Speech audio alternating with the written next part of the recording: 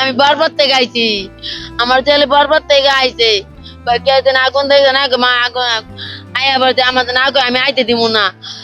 এলে আমি রাইতে 10টা বাজে 11টা বাজে আমার বাবা আমার কাছে আয় না।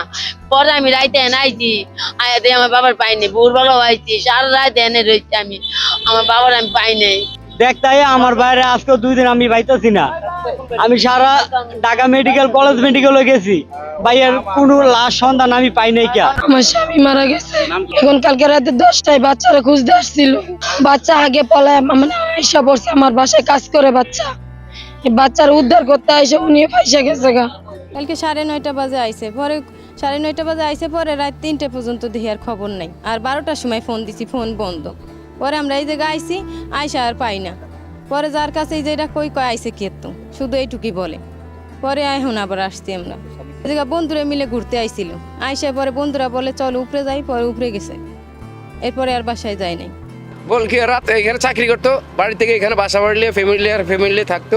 পরে রাত্রে 3টার পরে বাড়িতে ফোন দিল যে ওনারা পাচ্ছি না, কেন গেছে চাকরি দিয়ে, এখানে হ্যাঁ আসে না, ফিরে আর মোবাইলে যোগাযোগ সব বন্ধ, বিচ্ছিন্ন হয়ে গেছে। পরে আমি থাকি সরিঘাট, ওইখানে ফোন দিছে আমার কাছে, আমি এখানে আসছি, মানে আইসে আমি এবারে দেখতে পারতেছি। হ্যাঁ দুপুরে খাইতে আইছিল, হিয়ার পরে কইছে আমি হেমুরা যাই কাজের হেনো। হিয়ার পরে কেউ ফোন দিয়া কইছে হ্যাঁ তো পাইতাছি না, আপনি আহেন। আমি হারা রাইতানো আসছিলাম আমার 2টা বাচ্চা নিয়ে।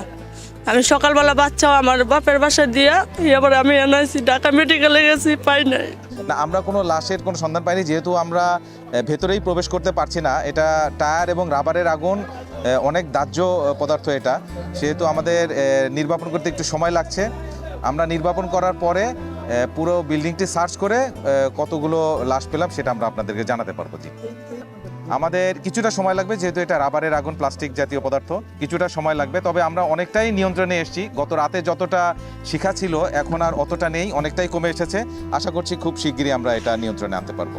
যে যখনই পুলিশকে জানানো হয়েছে, সাথে সাথে আমার থানা পুলিশ আসছে, রাত্র 4টা পর্যন্ত আমার থানা পুলিশ এখানেই অবস্থান করেছিল। আপনারা জানেন যে কিছুদিন আগে যে একটা বিপর্যয়কর একটা পরিস্থিতি বিরাজমান ছিল, তারপরেও পুলিশ আমরা যতটুকু সম্ভব সর্বোচ্চ লেভেলে চেষ্টা করি যে কোথাও কোনো অপরাধ ঘটলে সাথে সাথে রেসপন্স করা। আপনার রেসপন্স করে যাচ্ছে।